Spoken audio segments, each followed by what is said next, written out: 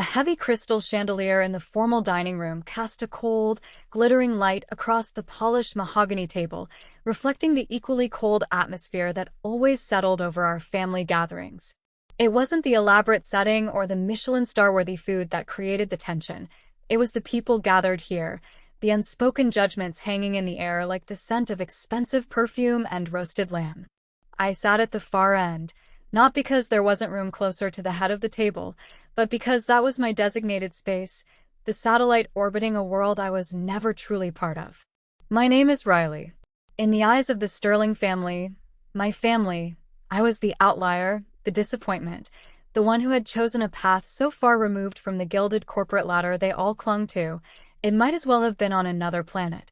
While my brother Ethan dutifully climbed the ranks in Dad's company, and my cousin Thomas angled for influence at every turn, and my Aunt Caroline obsessed over social standing, I worked for a nonprofit that focused on ethical sourcing for small businesses. Respectable work, I thought. Quaint.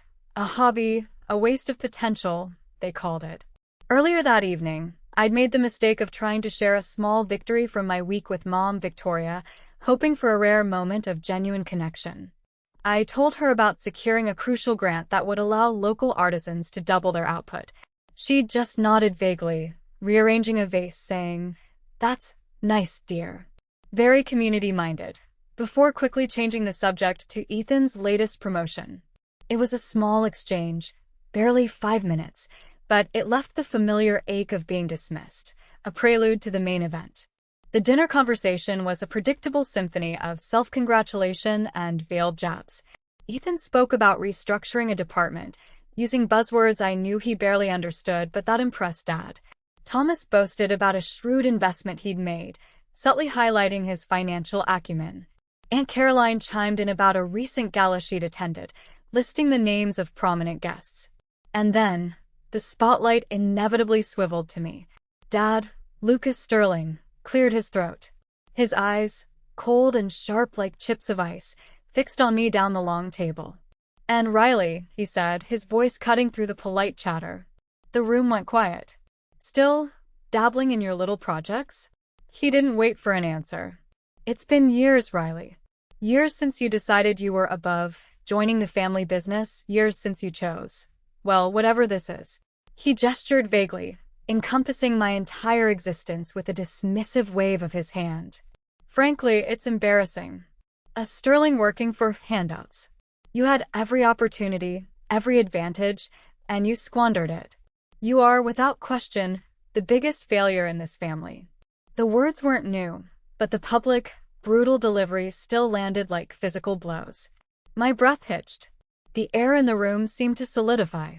Thomas smirked, a flicker of satisfaction in his eyes. Aunt Caroline pursed her lips, nodding in agreement. Ethan looked down at his plate, his face pale. Mom, Victoria, simply stared at her hands clasped in her lap, her expression unreadable, a mask I knew all too well. My own hands trembled slightly beneath the table. My eyes stung, but I would not cry. Not here. Not in front of them. I would not give them that satisfaction.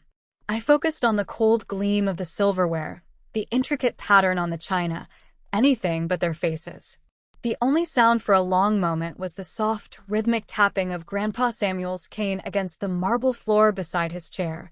Tap, tap, tap. It was a familiar sound, a sign of his presence, often his impatience with the trivialities of family life. Then the tapping stopped. Abruptly. Slam. The sound echoed through the room as Grandpa Samuel, nearing 90 but still possessing a formidable will, brought his cane down sharply. He rose slowly from his chair, his movement deliberate, commanding.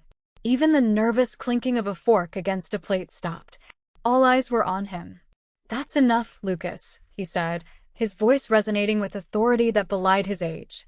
It wasn't loud, but it cut through the tension like a, "You've had your say. You've judged and you've mocked. Now it's time for the truth." My father opened his mouth, ready to retort, but Grandpa held up a hand, silencing him. The air felt electric. I looked at Grandpa, confused and a little scared. What truth? What was he doing?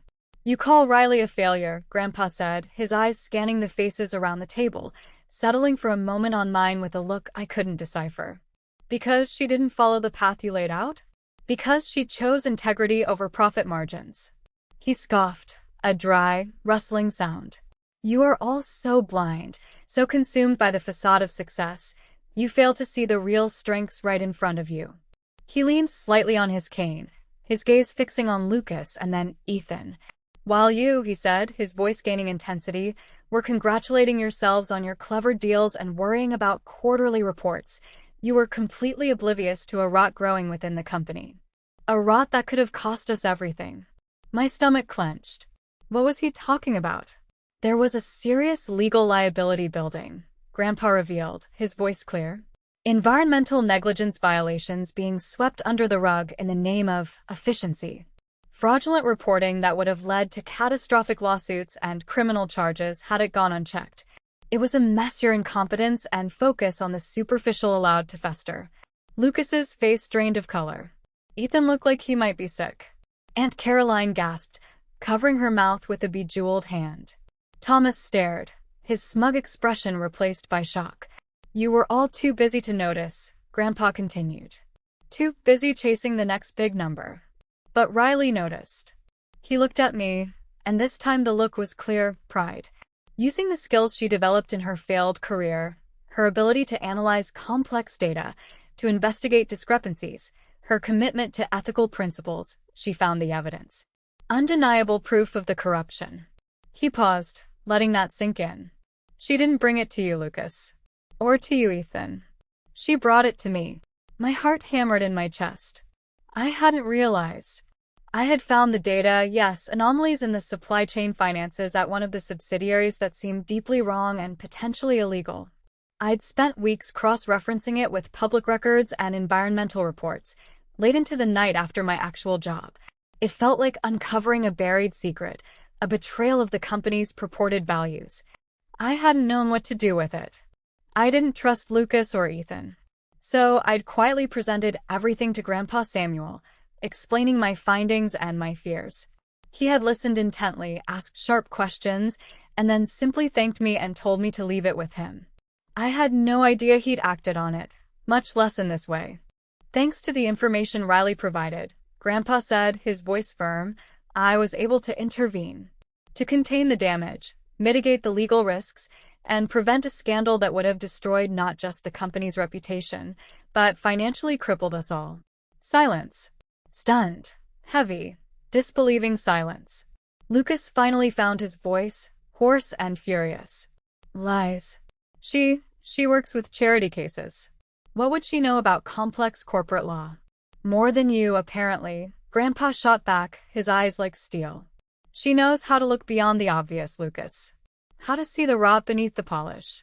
A skill none of you seem to possess.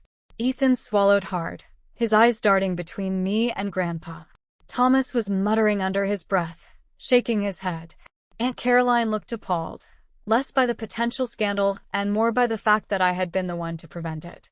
She didn't do it for recognition, Grandpa added, looking back at me. She did it because it was the right thing to do. Because she still understands what this family was supposed to stand for. He leaned back slightly, the air still thick with shock and resentment. And that brings me to the true meaning of legacy, he said, his voice softening slightly, but losing none of its authority. Something you have all conveniently forgotten in your pursuit of wealth and status. He began to speak about the early days of the family business, founded not just on commerce, but on a specific craft, perhaps high-quality artisanal textiles, woven with care and integrity. He described the pride in the work, the connection to the community, the ethical principles that were non-negotiable. He spoke of my grandmother, his late wife, and her dedication to these values. Over the years, he sighed, a genuine sadness in his voice. That was lost, replaced by mass production, cheap materials, cutting corners, focusing only on the bottom line. You turned a legacy of quality and integrity into just another corporation. He looked pointedly at Lucas and Ethan. You inherited a name built on hard work and honesty, and you traded it for yachts and empty titles. Riley, he said, turning his gaze back to me, a warmth entering his eyes that made my throat tighten, was the only one who ever showed interest in the real legacy. He began to recount quiet moments we had shared over the years, moments the family never saw. Him showing me how to identify genuine silk by touch when I was a child, teaching me the history of the artisans his father had worked with, discussing the importance of fair wages and sustainable practices long before they were fashionable terms.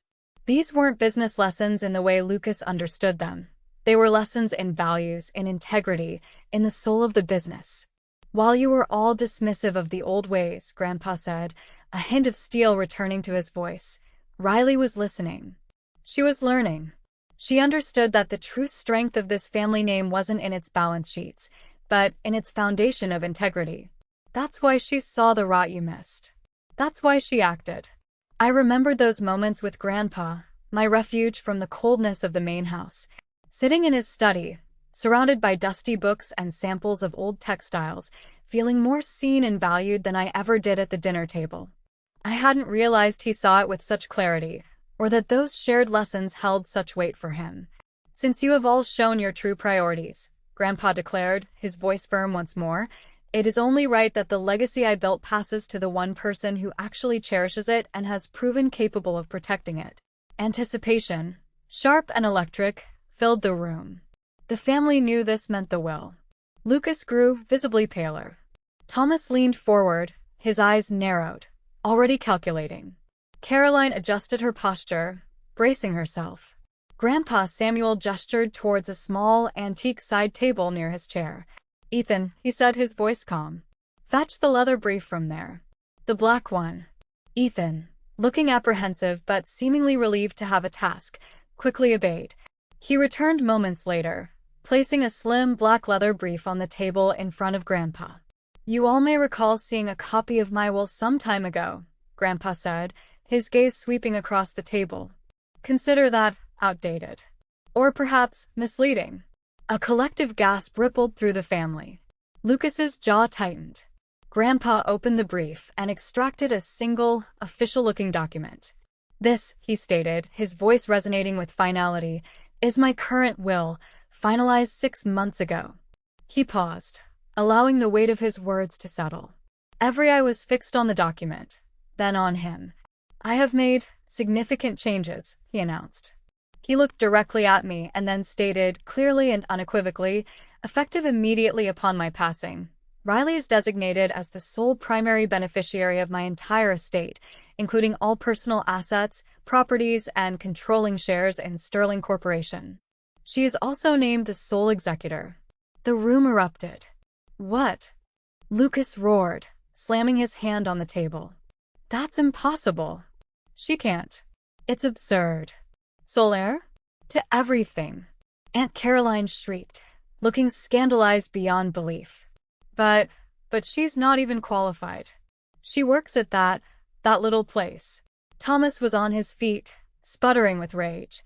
This is insane. Grandpa, I've been preparing for this my whole life. Business school, internships, everything. You can't just give it all to her. Ethan sank back in his chair, looking stunned and deflated. Grandpa Samuel let their protests wash over him for a moment, then brought his cane down sharply again, silencing them. Enough, he thundered. His eyes were blazing now, his voice sharp and unforgiving. Qualified? What qualifications? The qualification to run the company into the ground with your greed and negligence? The qualification to treat people with contempt. He looked at Lucas. You taught her shame. I taught her strength. You taught her she was a failure. I taught her she was capable. He then looked at Ethan, Caroline, and Thomas. I watched you squander opportunities, chase fleeting trends, and ignore the very foundations this family was built on. You used my name for status, but none of you ever truly earned it. He turned his gaze back to me, his expression softening slightly, though the fierceness remained in his eyes. Riley understands. She has integrity. She has courage. She saved you from your own folly when you didn't even know you needed saving. She is the only one I trust to honor the past and build a future that has meaning beyond the balance sheet. I sat frozen, the chaos swirling around me. The words felt surreal. Sole heir? Control of the company? The magnitude of it was overwhelming. Not just the wealth, but the power, the responsibility. and the stunning public validation after a lifetime of being dismissed. It wasn't the money that mattered. It was that Grandpa, the man I admired most, saw me, truly saw me, and believed in me more than anyone else ever had. As the initial fury subsided into simmering resentment, Grandpa Samuel's expression softened further. He reached beside his chair and picked up a small, aged wooden box. "Money and power are one thing," he said softly, his tone shifting, drawing the room's attention once more, "but there are other forms of legacy. Things far more valuable." He placed the wooden box gently on the table in front of me. It was simple, unadorned wood, but it felt heavy with history. A vague memory tugged at me, seeing this box once, years ago, open on his desk when I was small, a flash of old paper and photos before he quickly closed it, telling me gently, "One day you'll understand." "This," Grandpa said, his voice quiet but clear, "contains the true heart of my legacy for you, Riley." He nodded for me to open it. With trembling fingers, I lifted the lid. Inside were bundles of letters tied with faded ribbon, a collection of small, yellowed photographs, and a single significant object nestled within a small velvet pouch. I picked up a stack of photos first. They weren't formal family portraits. They were candid snapshots of me as a child, simple, everyday moments shared with Grandpa. Me helping him water his plants, perched on his lap while he read, holding his hand walking through a park. Moments I cherished, but the family never witnessed or would have found significant. Then I picked up a bundle of letters. They were addressed from Grandpa to my grandmother. I unfolded the first one. His familiar cursive filled the page, but the words, they were raw, filled with a love and concern I hadn't fully grasped. He wrote about watching me, even as a small child, seeing my sensitive spirit, my curiosity, my quiet resilience when faced with the family's coldness. He wrote about his fears for me, but also his growing certainty that I possessed a strength and integrity none of the others did. He had kept everything. Every photograph, every letter expressing his secret pride and belief in me. I opened the velvet pouch. Inside was a small, delicate gold pendant, simple yet beautiful, engraved with a single word, truth. My hands trembled. This was Grandma's, I whispered, recognizing it from old, rare photos of her. He nodded, his eyes glistening. She wore it always. It represents integrity, clarity, seeing things as they are. She embodied it. And so do you. He spoke softly, his voice filled with a depth of feeling that made my own eyes blur with tears. He explained that he kept these things hidden to protect me from further mockery. They would have scoffed at his sentimentality, at his belief in the failure. But he kept them because they were proof of the bond we shared, proof that he saw me, loved me, and believed in my potential even when the world and my own family tried to diminish me. It was a moment of profound emotional validation. A lifetime of feeling unseen, unvalued, misunderstood began to melt away. It wasn't about the money or the power of the will anymore. It was about this hidden treasure trove of proof that I was loved and cherished for exactly who I was. The family watched in silence, the tension from the will reveal replaced by an awkward discomfort. They had witnessed the public declaration of inheritance, but this private, emotional reveal of a love they were excluded from seemed to disarm them in a different way. Grandpa Samuel gently closed the box, his eyes meeting mine, a mix of sadness for the pain caused and immense pride in his gaze. "There is one more thing," he said, his voice taking on a different, almost solemn tone. The air grew heavy again. "A truth buried for decades, a secret that explains everything." He looked directly at Lucas, his expression grave. "Especially Lucas, your inability to see her, truly see Riley, all these years." He reached back into the box. He pulled out a single old envelope. Its edges were brittle, the paper yellowed, the wax seal faded but intact.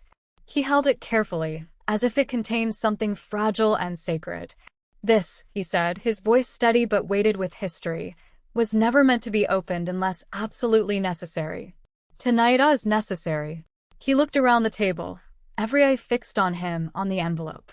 Victoria was trembling, her face pale, her eyes wide with a deep, knowing dread. Lucas was rigid, his jaw clenched, a muscle twitching in his cheek. Grandpa carefully broke the seal and unfolded the single sheet of paper within.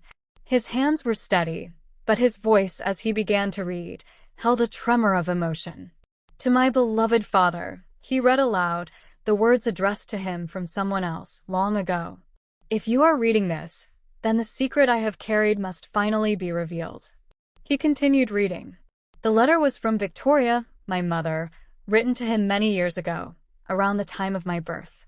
Her handwriting, neat but shaky, filled the page. It spoke of an intense, but brief connection she had with another man just before her arranged marriage to Lucas.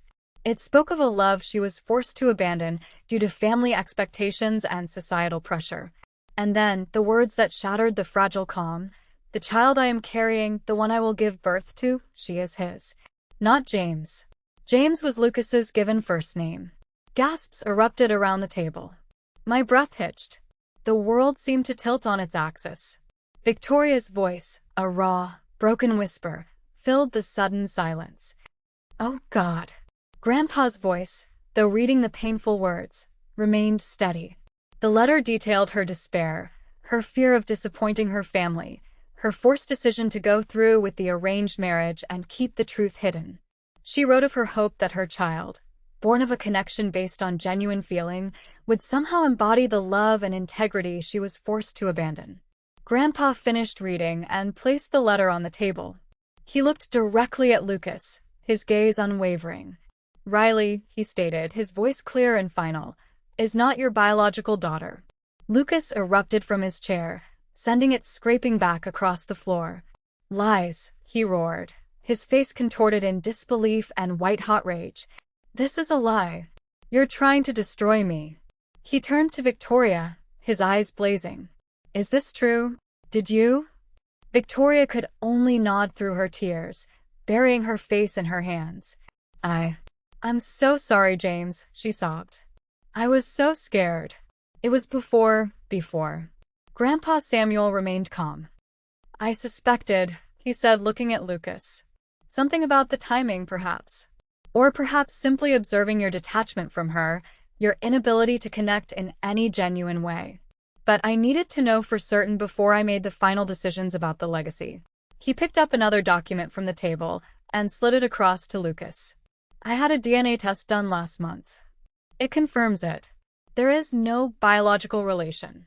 Lucas stared at the report as if it would burst into flames, his hands trembling. You hated her, Grandpa said, his voice tinged with sadness and understanding, looking at Lucas. Because somewhere, deep down, perhaps unconsciously, you knew. You resented the proof of a truth you didn't want to face. My head was swimming. The pieces of my life, the puzzle of Lucas's contempt, Victoria's distant sadness, my own sense of being an outsider. It all clicked into place with a force that stole my breath. I wasn't a mistake they made. I was the secret truth Victoria carried, a living reminder of a different life she couldn't have. Victoria lifted her head, her face etched with pain. He was kind, she whispered, referring to my biological father mentioned in the letter. Gentle. Everything your father wasn't. But I was trapped. I thought I was protecting the family name by staying silent. Protecting you, Riley. I never wanted you to feel less. I stood up slowly, my legs feeling weak beneath me. The room was a tableau of shock, shame, and raw emotion. I looked at Lucas, who was staring blankly at the DNA report. I never needed to be your daughter, Lucas, I said, my voice steady despite the tremor in my hands. My words weren't born of anger now, but a deep, quiet sorrow for the connection we never had, and a fierce assertion of my own identity. I just wanted to be a part of this family. I gave everything I had for that, even when you gave me nothing but your contempt. He didn't respond. His carefully constructed world of status and entitlement had just crumbled, revealing the insecure, resentful man beneath. I turned to Grandpa Samuel, my eyes filled with tears of gratitude and a newfound understanding. What do I do now, Grandpa? I asked, the weight of everything settling upon me. He looked at me, his eyes full of love and unwavering faith. You lead, Riley, he said softly. You heal. And you build a future that honors the truth and the values that truly matter. You carry the real legacy. The dinner was over. The family scattered in various states of shock and disarray. Lucas stormed out, unable to bear being in the same room. Victoria remained, tearfully speaking to Grandpa, glancing hesitantly at me. Ethan left quietly, avoiding eye contact. Caroline and Thomas huddled together, whispering furiously, their faces contorted with anger and disbelief. In the weeks and months that followed, I took the reins of Sterling Corporation. It wasn't easy. There was resistance, resentment, whispers behind my back. But I applied the principles Grandpa Samuel and my failed career had taught me. Integrity, transparency, focus on real value, not just profit. I implemented ethical sourcing, invested in the community, and created programs to support the employees. I wasn't interested in punishing the family, but in transforming the legacy. I didn't take away their homes or cut them off entirely, but their positions of power were gone, and any financial support was now contingent on their respect for the new direction in my leadership. Lucas never apologized directly, but one day, I found a short and signed note on my desk. It was in his handwriting. "You've done more for this name in a month than I did in years," it read. Perhaps that's what I was most afraid of. Victoria began a slow, tentative process of trying to connect, sharing more about her past, her regrets, and her complex feelings. Ethan, surprisingly, occasionally sought my advice on business matters, a grudging respect developing. Caroline and Thomas remained distant and resentful, but their power to harm me was gone. Standing in Grandpa Samuel's study one evening, looking at the simple wooden box and the pendant engraved with truth, I finally understood. I was never a mistake. I was a secret, yes, and that secret had caused pain. But I was also the unexpected anchor, the keeper of a forgotten legacy, the one person capable of seeing the truth and having the strength to embrace it. My father called me a failure, but Grandpa's last secret revealed that I was, in fact, the miracle, not the one they expected, but the one they desperately needed. And that truth, finally brought into the light, had the power to shatter, but also perhaps to heal.